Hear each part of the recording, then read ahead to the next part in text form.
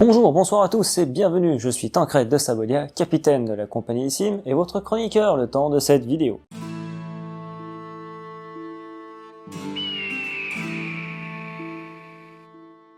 Au lieu de vous faire une chronique sur comment s'habiller ou sur certaines choses qu'on pouvait voir à l'époque, je vais vous faire un petit top des questions que l'on nous pose fréquemment sur les camps et qui parfois valent le détour. Je dois l'avouer, on nous la pose assez souvent. Non, on n'est pas des vrais chevaliers.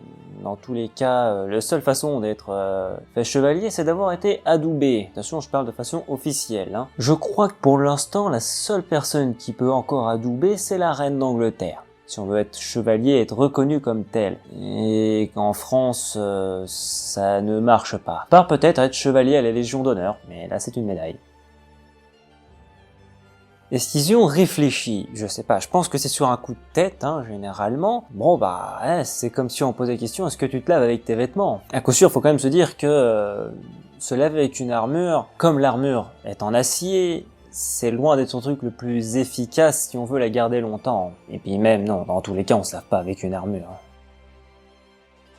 Cette question-là, on nous l'a posée plusieurs fois aussi, et comment dire? Que quelqu'un n'arrive pas à faire la différence entre du plastique quand ça s'entrechoque, et des lames en acier. Ça arrive, mais non, nos lames ne sont pas en plastique, c'est de l'acier. Là, après, par contre, je pourrais pas vous dire quel type d'acier c'est. Elle est vraiment très pertinente, parce que là, il y a les deux, en fait. Il y en a où c'est vraiment leur métier, et il y en a d'autres, comme moi, par exemple, ou comme beaucoup, comme tous ceux de ma troupe, où non, c'est juste un hobby. Pour certains, on aimerait que ça devienne notre métier. Dans les circonstances actuelles, on serait sur la paille, forcément. Covid oblige. Mais c'est vrai que si c'était notre métier, qu'est-ce que ça serait cool. Quand on nous dit que ce que l'on porte, c'est un déguisement, ça fait assez mal. Surtout quand on voit le temps qu'on a, le temps qu'on passe pour les recherches historiques, à savoir si ce vêtement, il est de la bonne époque, dans la bonne tranche, bonne période, est-ce qu'ils utilisaient vraiment ce tissu-là, est-ce que c'était pas plutôt celui-ci? Nous, on va plutôt parler de costume, plus que de déguisement.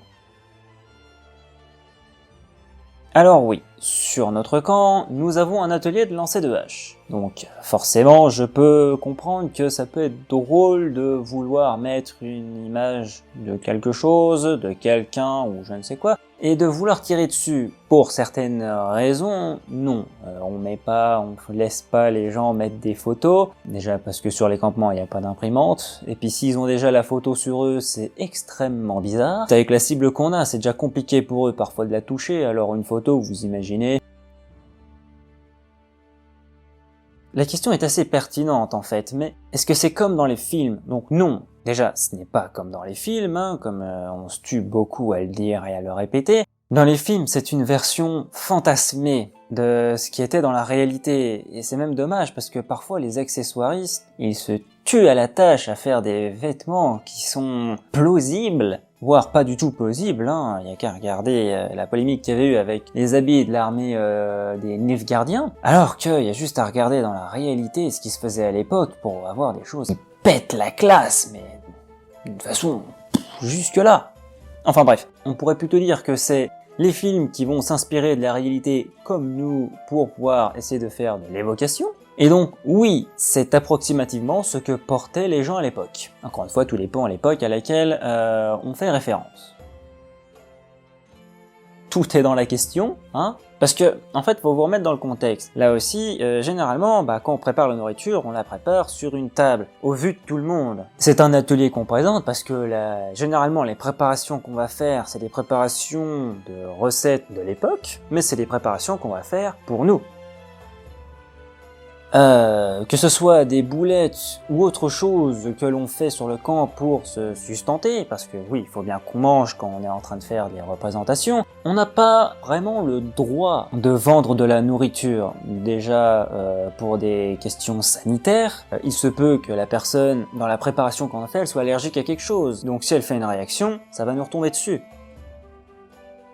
C'est pas comme dans certaines attractions, dans les fêtes foraines ou dans certains grands parcs comme Europa Park où il va y avoir des objets suspendus qui sont en plastique. Nous, ce sont des vrais saucissons que nous pouvons prendre, découper et manger. comment dire, je vous avoue, quand on tombe sur des gens qui arrivent au point de nous demander si c'est du vrai feu, mettez-vous à ma place. Vous cassez le fion à allumer un feu, par n'importe quel temps en plus, hein, il faut bien qu'on fasse à manger quand même. Et après, il y a des gens qui viennent et qui nous disent, est-ce que c'est du vrai feu? Passez à peu près votre main au-dessus, vous allez voir qu'il y a de la chaleur, hein. On n'a pas mis un radiateur avec un effet d'optique, avec des lumières, hein. Le feu qu'on prend, c'est du vrai. Question cette fois-ci très pertinente, parce qu'il y a plusieurs styles de combat. Le combat de spectacle, où là tout est chorégraphié, le combat que nous nommons de semi-spectacle ou de semi-combat, c'est-à-dire que là il y a de la chorégraphie mais pas que, et il y a le combat tout court, comme le clash, le béour, etc. Où là, les mecs se mettent vraiment sur la gueule, quoi. Nous ne faisons pas de spectacle. Pourquoi? Parce que on trouve que ça demande beaucoup de temps, que par rapport au terrain où on va être, certaines actions ne seront pas possibles, et que s'il y a des loupés, ça se voit très vite.